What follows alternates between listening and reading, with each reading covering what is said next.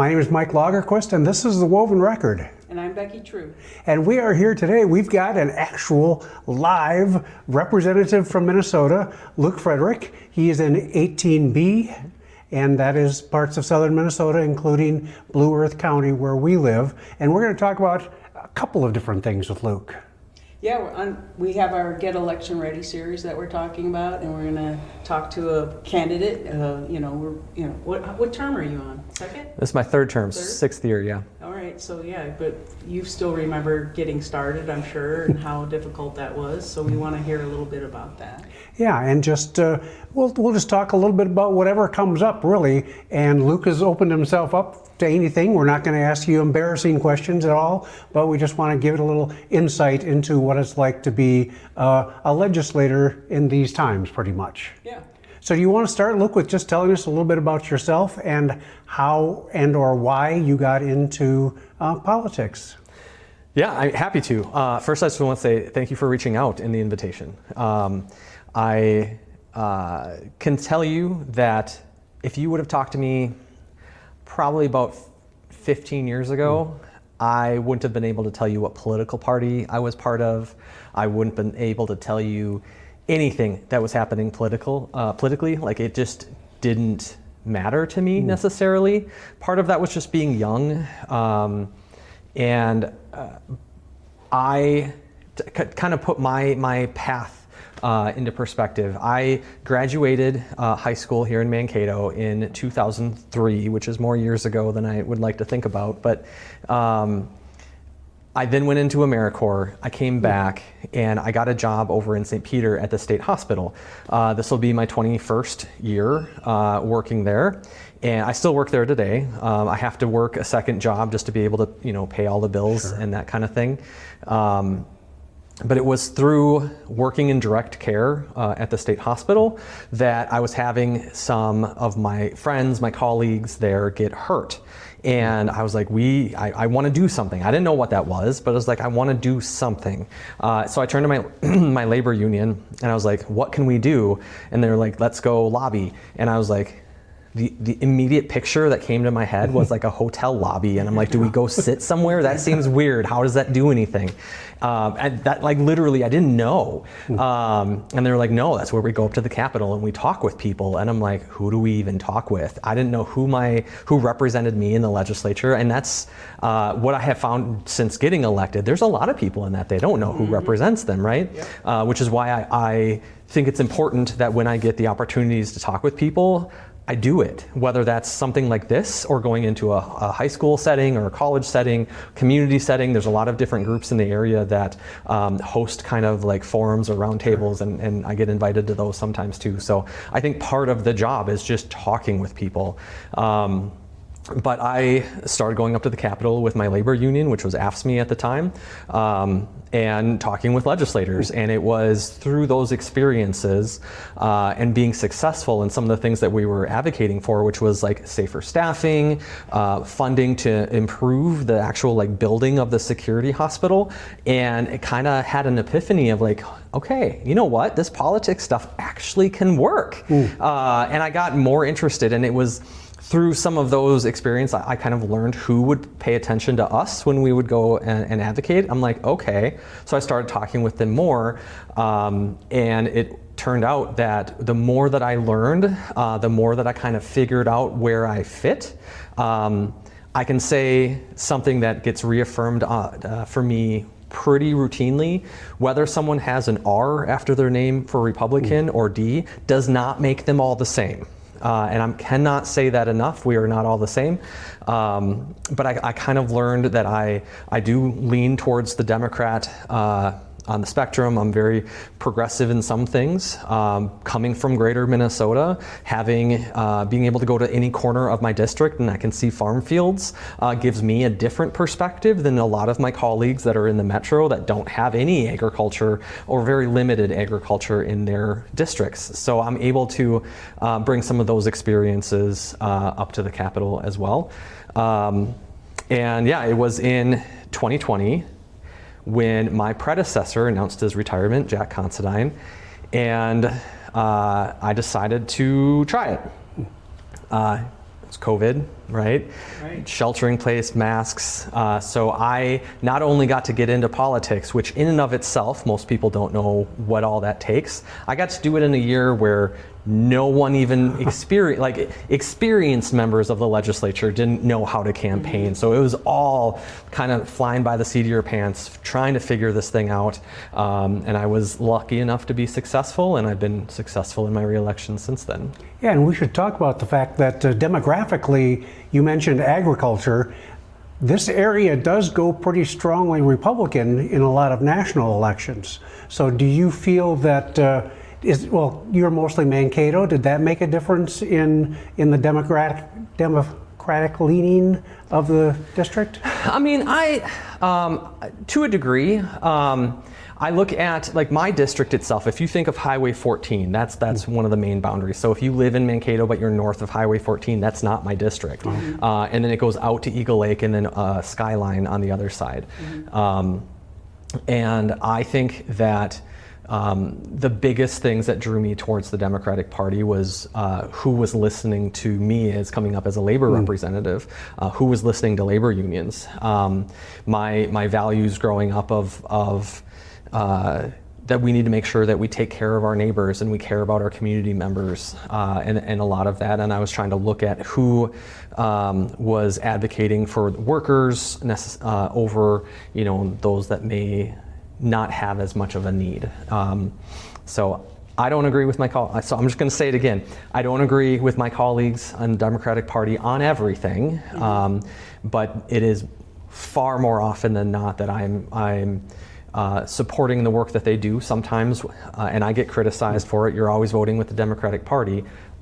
Record would tell you that's not 100% true, but I think that a measure of any good any person that's in politics that's good at their job is doing a lot of work behind the scenes. Yeah. I'm having conversations with my colleagues saying, hey, I've got a concern about X, Y, or Z. The city of Mankato came forward to me. They have a concern about this zoning policy. Can we work through that? And getting those adjustments made so I'm able to support my team is important. And it's not necessarily as public, but I think that that's also a measure of a good legislator. Yeah, and you talk about not agreeing, and I think that's a good thing myself, because several years ago I got to know Bob Gunther through his daughter, who was in the theater department where I worked, and I went to an event, and I came out of that first of all realizing just how common sense Bob was, and also that it didn't always align with what I thought I felt, but I came out of there thinking creative ideas rarely come out of a room where we all think the same way. Agreed, 100%. And who's Yeah. Bob Gunther? Bob was an area representative for many, many years, a Republican, and he was one of those guys who kind of everybody knew and respected, but he seemed to kind of fly underneath the radar for a lot of people because he was just so easy to get along with and a logical thinker. And if you came up with something he didn't originally agree with, he would consider it. And I think that's something that, like you say, a good politician is open to.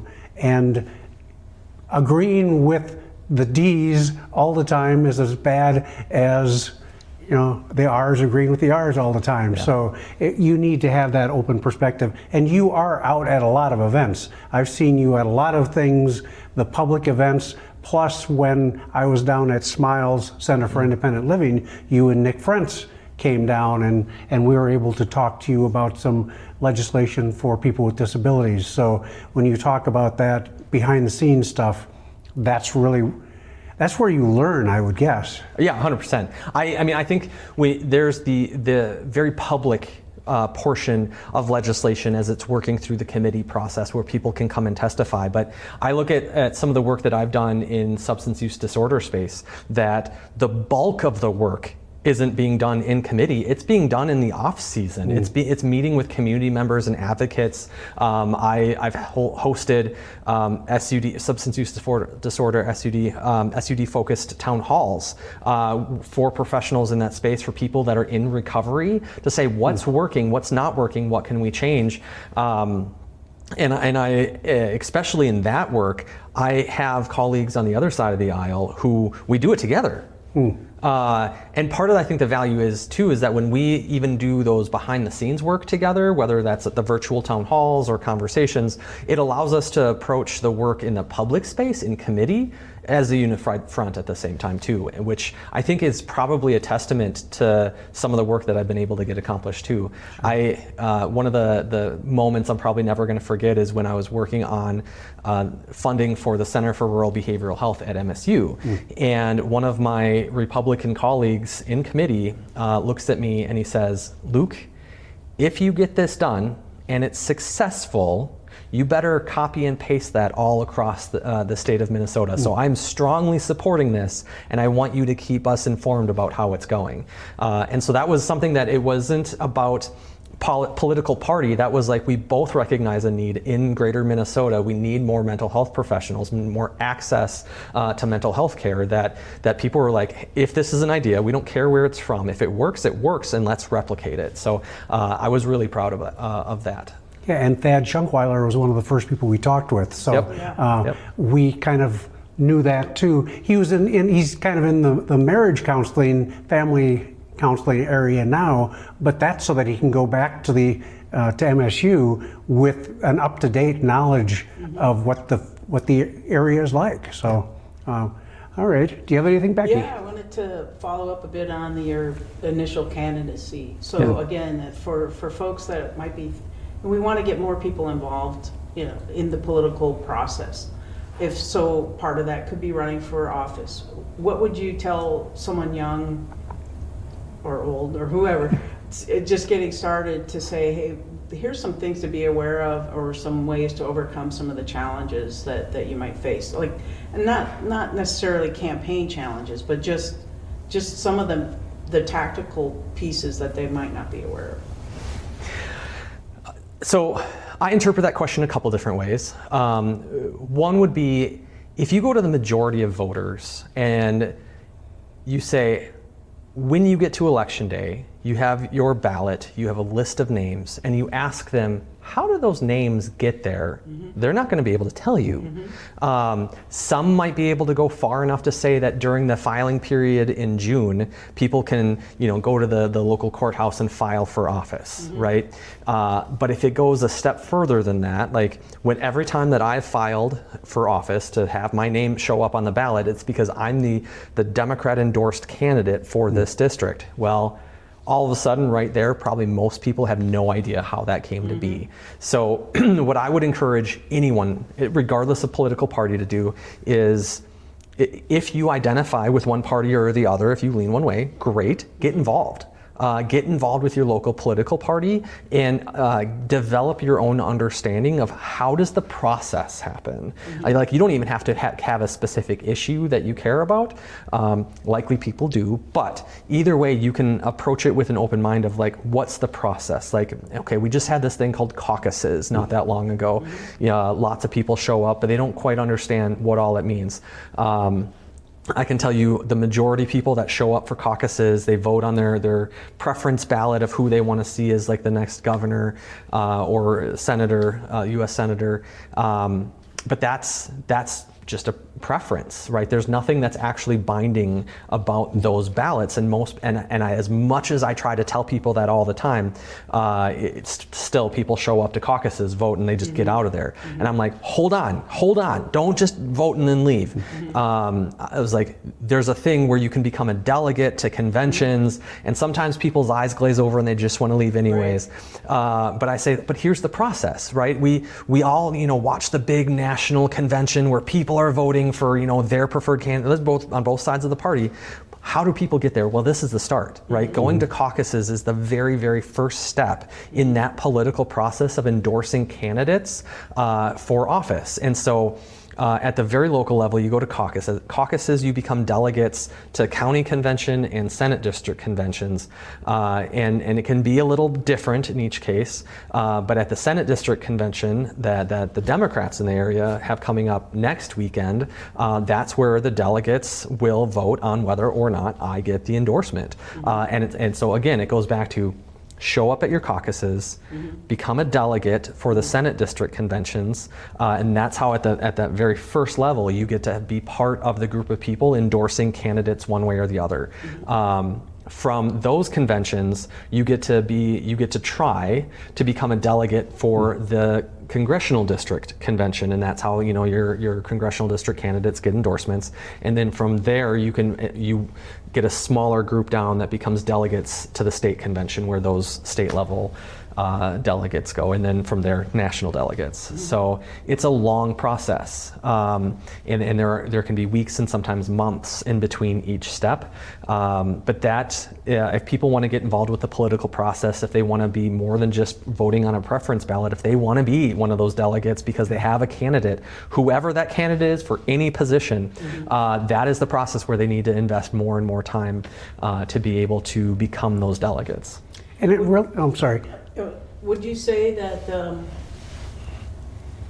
one of the divides that we have, right? Is the polarization that we have. Part of what we can do to overcome that is participate in these steps earlier, wouldn't you say? Because part of what happens is the most extreme elements of either side is participating in these, and that's what's driving some of the candidates we get, right? Yeah, I in just a general statement, I will say, I think our democracy as a whole is better served by more people that participate. I tell people all the time when I'm out on the campaign side, I don't care if you vote for me or not, just go vote, because I believe in this system, and I want Minnesota to continue to be a national leader in voter participation, and we only do that by having people to go out and vote. So, and people sometimes look at me funny and they're like, okay, and I'm like, for real though, like I just vote, and we continue to have some great turnout. So I think that that's a good thing. I think that people, if you ask them if you ask people if they want bipartisanship, I think most people would tell you absolutely. I think the overwhelming majority would, right? I think the challenge with that, and I think why we're seeing what feels like less bipartisan, it's still happening. I can tell you, I can attest that even at the Capitol, even in a year like this, that's incredibly challenging. Bipartisanship still does happen, but part of the challenge to it is you have to, in order to have bipartisanship, you have to have a set of norms that both sides agree to. And if you don't have that basic agreement, then you can't ever get that bipartisanship. Here's an example, right? Both sides need to agree that the other side deserves to exist, right? Because if you have one side that's saying you're an enemy of the state, you're a terrible human being, I'm going to encourage political violence, you can't have bipartisanship with that, because it's an all or nothing kind of thought process, and neither side should ever demand all or nothing. And so that's, I think, one of the biggest challenges to the bipartisanship is you're seeing a growing number of leaders, elected leaders at all state and national government saying all or nothing, my way or the highway. And that is not how it's supposed to be. And I think there's some overtones to kind of like mixing what is politics and religion, and we should never do that. And what I mean by that is, in religion, you have very clear defined good and evil, right? It's us versus them. If you negotiate, then you're negotiating with the devil or the bad guy. If you view politics in that same way, that's how you get into the all or nothing, the extremism, the advocating for violence, which is why we can't do that. We can't demonize compromising. And that is what is happening at literally every level of government by some. And so it's important for us to, when we advocate for bipartisanship, that we, in that same conversation, acknowledge the challenges that exist into getting bipartisanship. Right. Okay, yeah, the one thing I was going to say was that the great thing about this is that people can get as involved as they want to, whether it be going out and handing out brochures or pamphlets, or walking in a parade, or whatever else, or becoming one of those leaders behind the candidate. They can do that. And I think sometimes people feel like it's like okay, I don't have 100 hours a week to devote to this. You don't need to. Just get out there and get as involved as you want. Yeah. I mean, like on the campaign side, there's so many different things people do, whether that's like writing letters to the editor, help send out mailers, making phone calls. I mean, I think the big thing is the going out and door knocking, but there's fewer and fewer people that are comfortable doing that due to their own safety concerns. And so then you see, like me, I'm not great with social media. I'm not a big fan of it. So when I look at getting into the campaign side, I'm looking for who wants to help me with social media. And so each kind of candidate would have different needs that they would need that extra support on.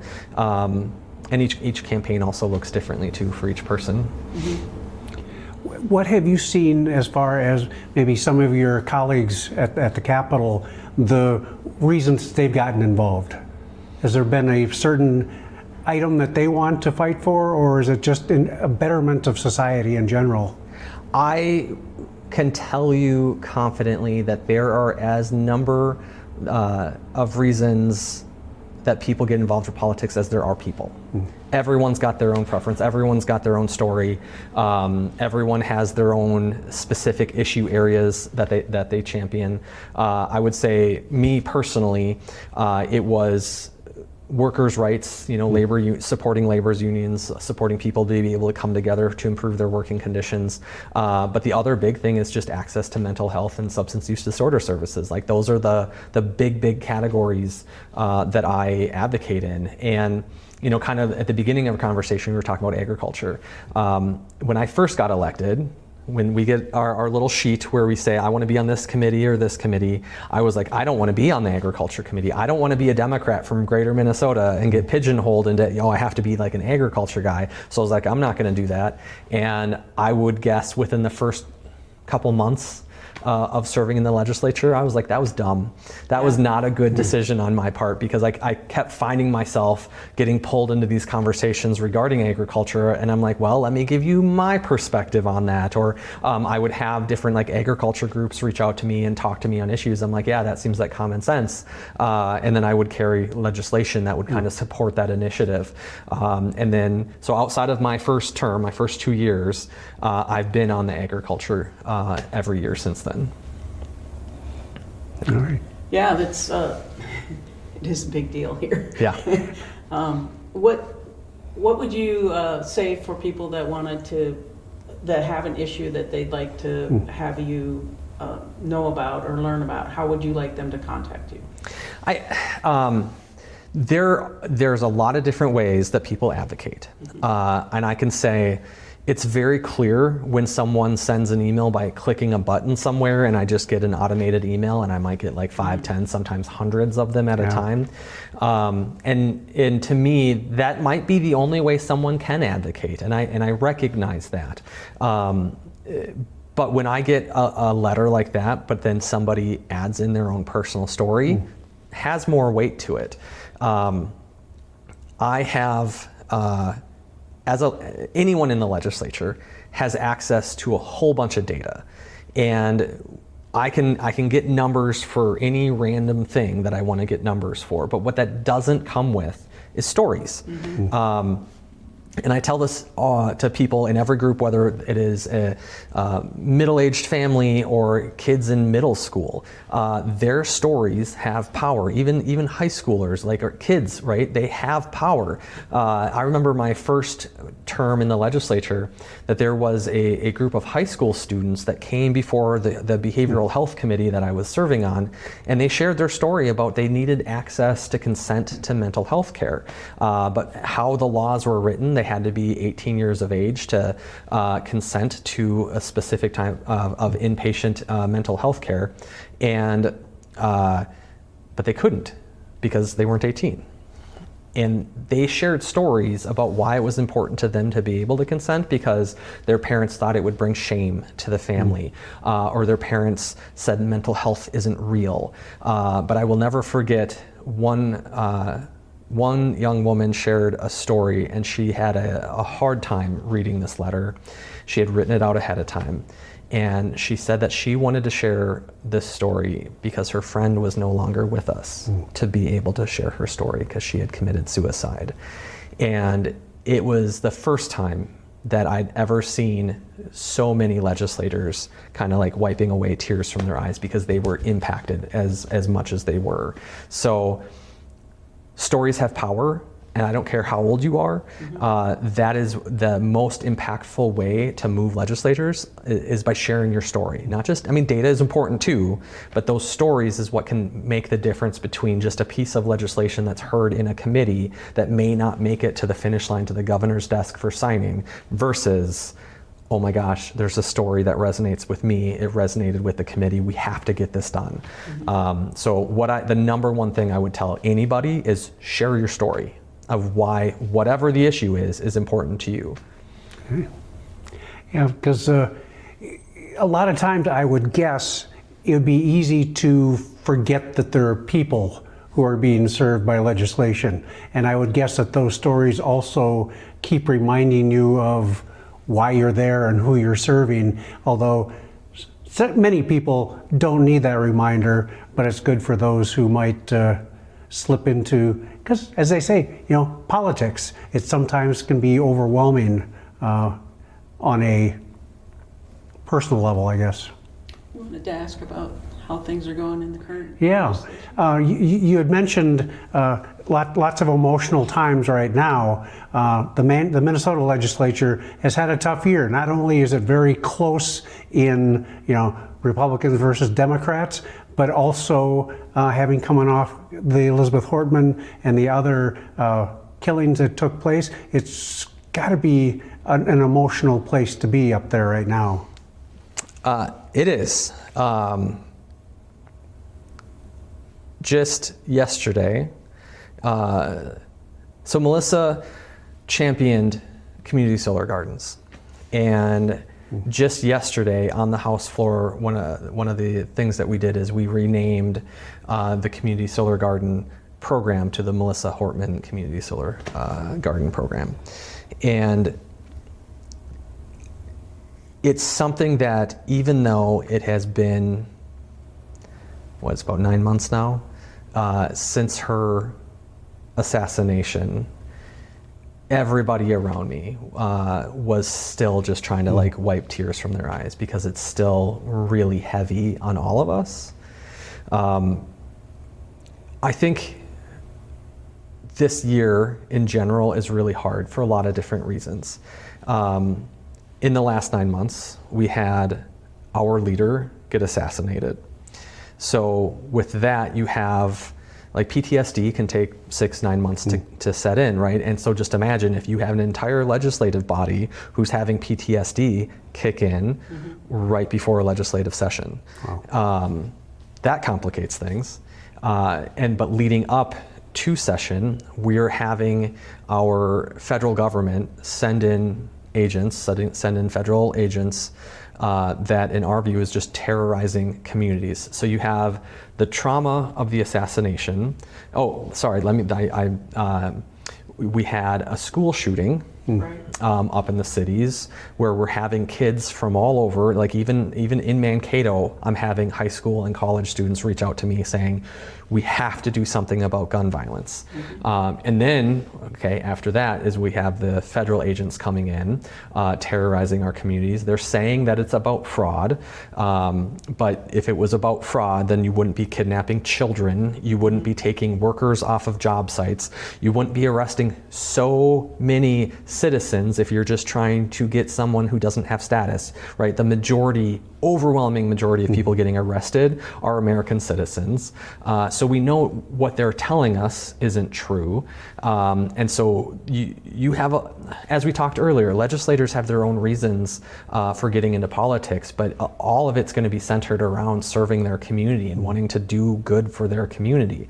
And when you have so many, myself included, feeling to a degree powerless against the forces of the federal government, we want to do anything we can. So all of just those three things, if it was just one, it would still be a lot. But we're having all of that, we're having to deal with all of that at the same time, which makes it infinitely harder to do. And then compound that we have real problem like fraud that we need to tackle this year, and we are taking steps to that. And one of the things that CMS, or the Centers for Medicaid and Medicare Services, said that they want a corrective action plan from the state of Minnesota.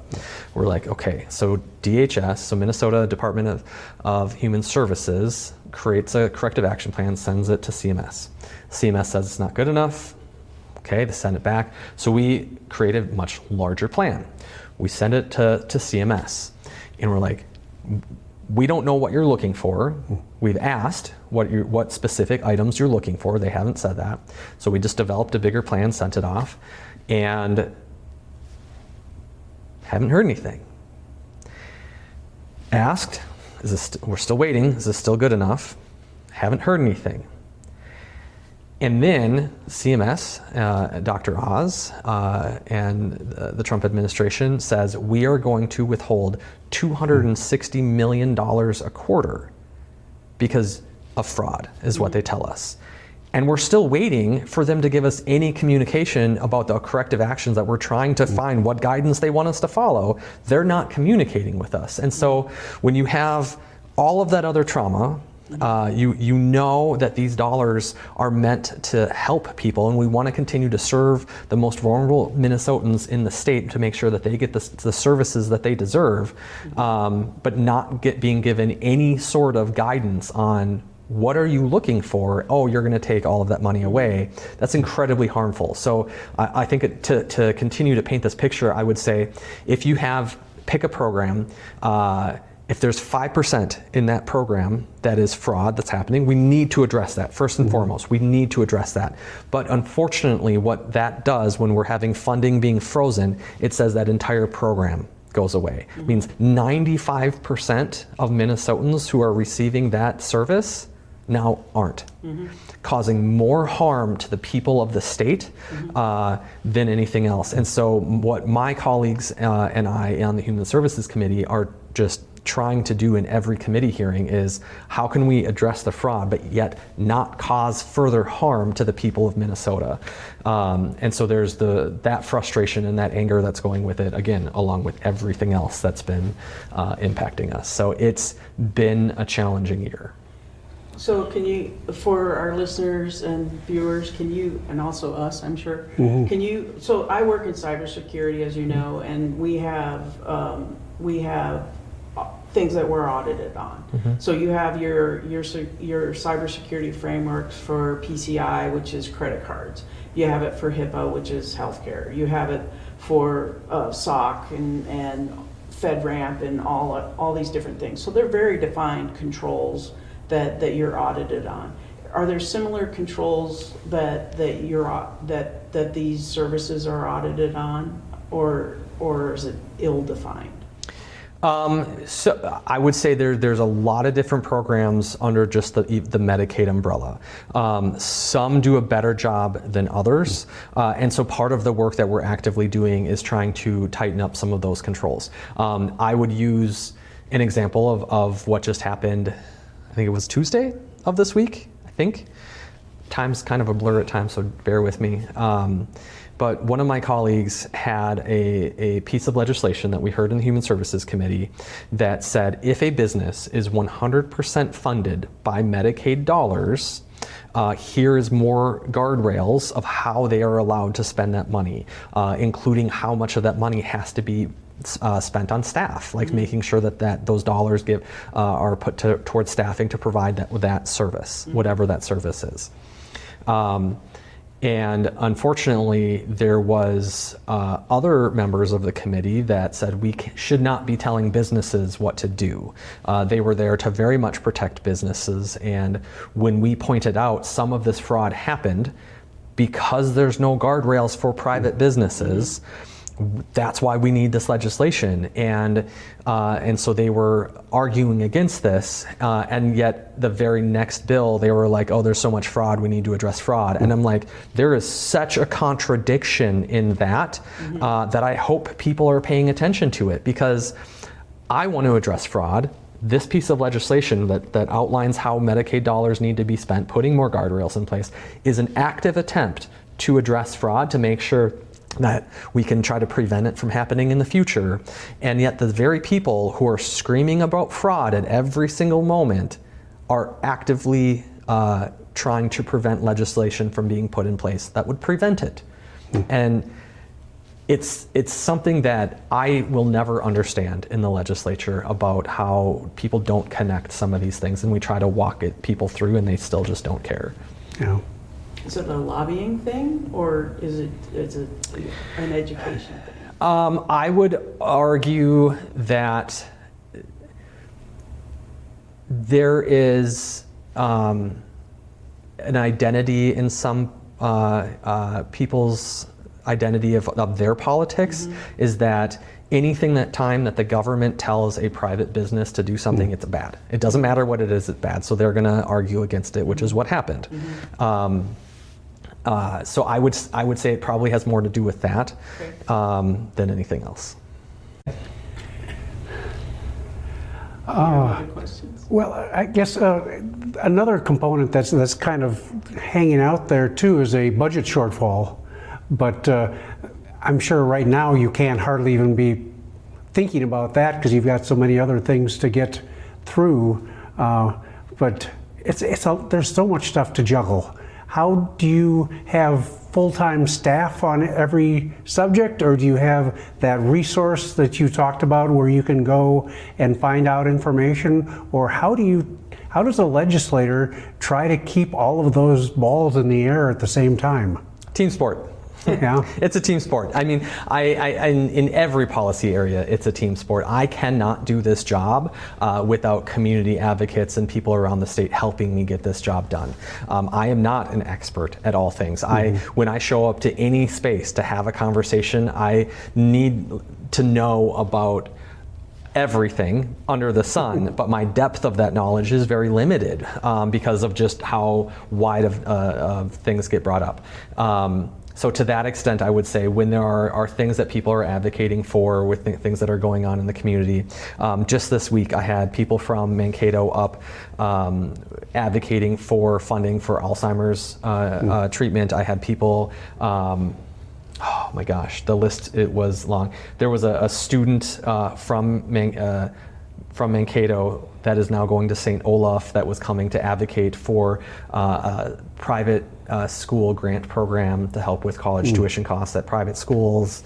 I've had doctors from the community come up from Mankato, coming up advocating for the Hennepin healthcare system, because the Hennepin hospital is losing some of its money, and we need to support that as a whole state. Now Mankato doctors are coming up advocating for Hennepin healthcare, because they're a big safety net for the entire state of Minnesota, right? The number of people that go there and then end up in perhaps like the St. Peter State Hospital or Anoka or somewhere else is a large number. But not only that, they're a training ground for all of the healthcare professionals, whether they're becoming doctors or any other profession. That again, I had doctors from Mankato come up and say, I trained there, please help them, because the entire state is dependent on it. And, oh my gosh, like we sit here long enough, I'm going to be able to give you a laundry list of just the people from Mankato alone that are coming up to lobby for these things. So it's a team sport, but then every committee has a research or multiple research staff, both partisan, so the Republican researcher, Democrat researcher, but then there's also nonpartisan researchers for every committee.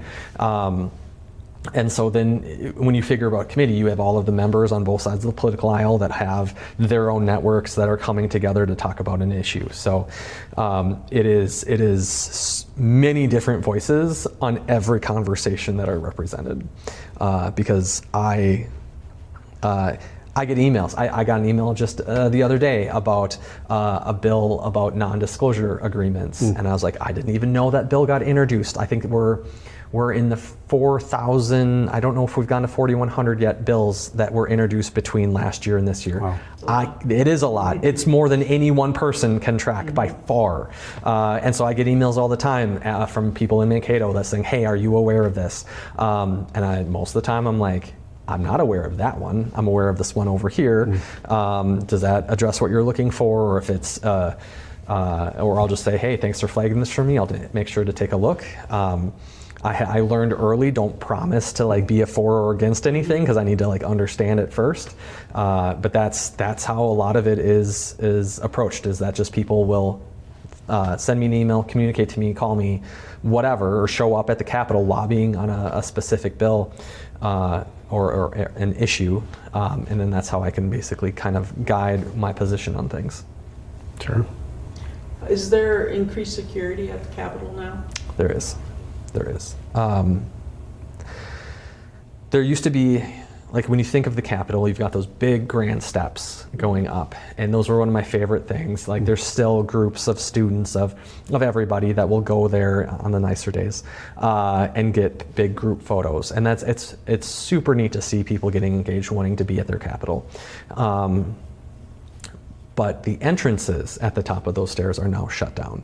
I'm not allowed in or out of them. The side entrances to the Capitol shut down. I mean, this isn't just like legislators get through that. It's no one gets through those doors anymore.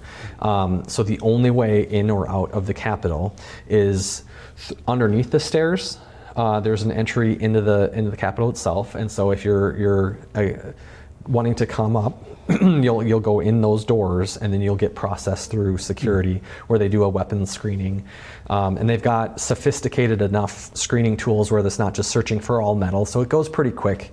I think we've had only one day so far this legislative year where there was like 8 day on the hills for different groups that the Capitol was flooded, and that day it kind of slowed down a little bit just by sheer numbers, but. Sure.